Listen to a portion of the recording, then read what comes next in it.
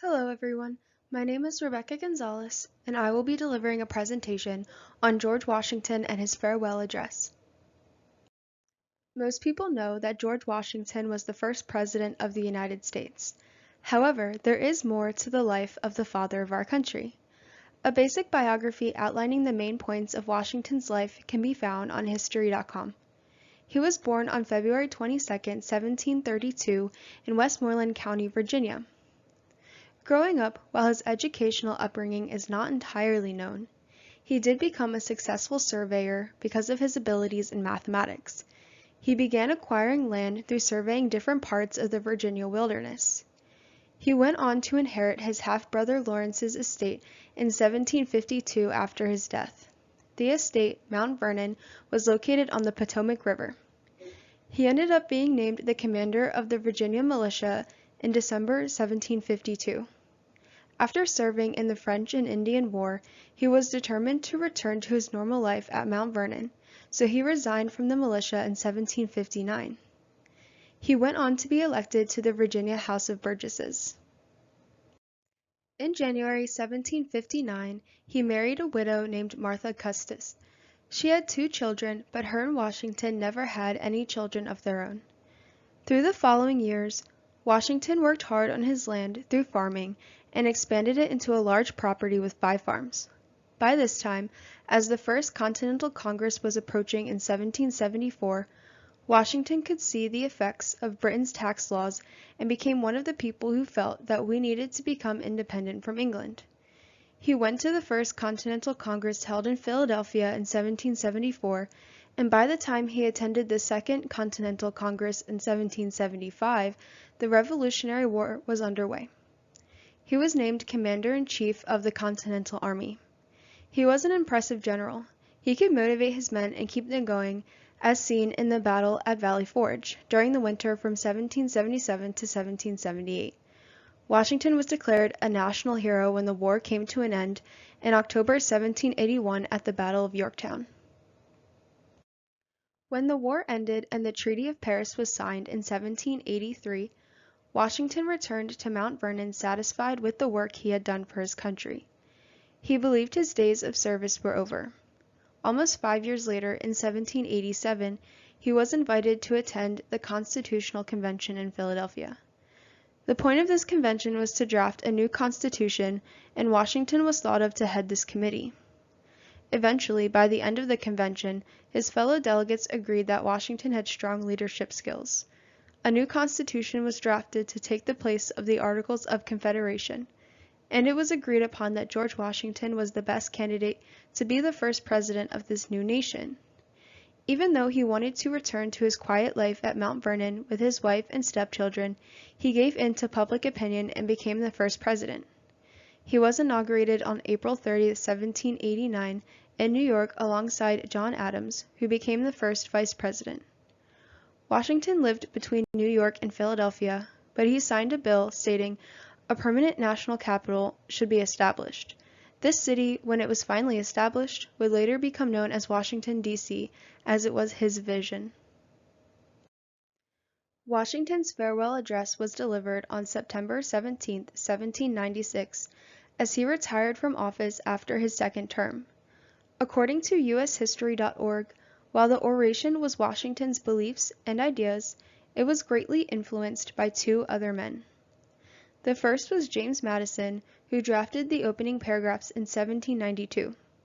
The second was Alexander Hamilton, who essentially edited the rest of the address. ushistory.org also explains the 3 central ideas or themes in Washington's speech.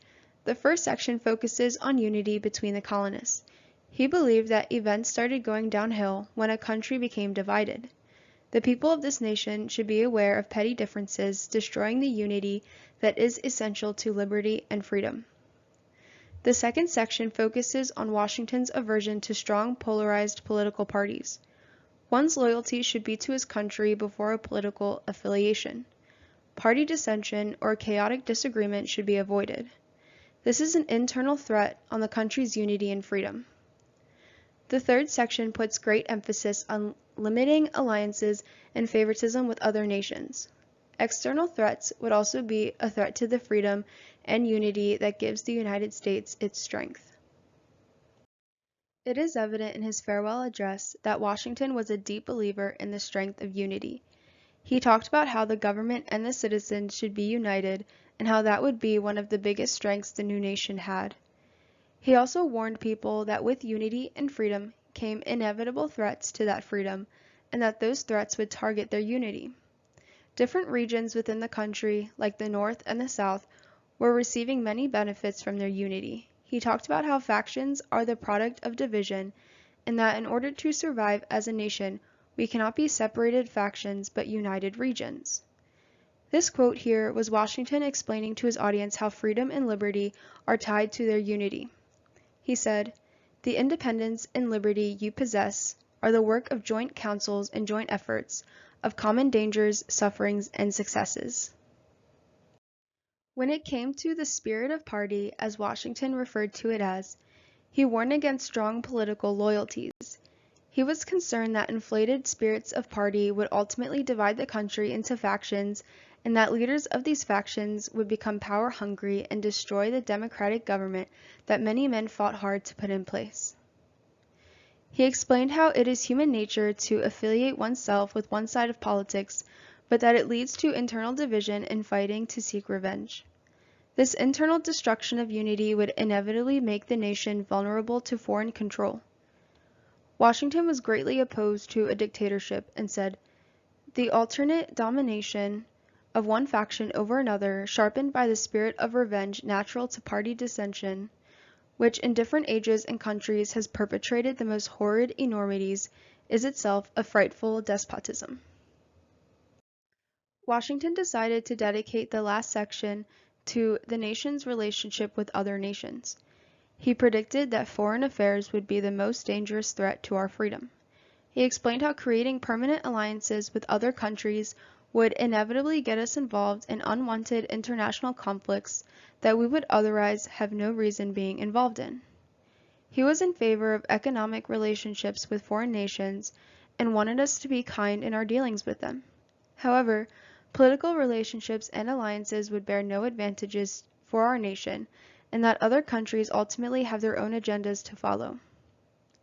Temporary alliances have their benefits, but Washington noted how permanent alliances eventually bring about problems. When discussing the cons to permanent alliances, he said, "The peace often, sometimes perhaps the liberty, of nations has been the victim."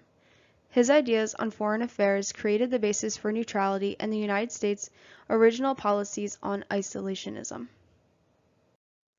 Washington knew he wanted to deliver a farewell address to Americans before he officially stepped down as president. According to MountVernon.org, Washington was well aware of the fact that since he was the first president, his term and his actions would set a precedent for all his successors.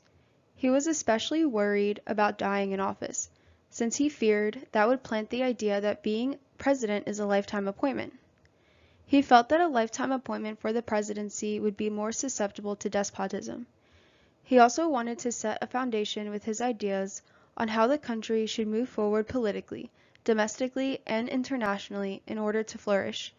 He wanted Americans to be aware that their freedom, as wonderful as it is, comes with vulnerabilities to internal and external enemies. His words have not been forgotten as Congress reads his farewell address every year in honor of his birthday. Here is a list of my references. Thank you for watching.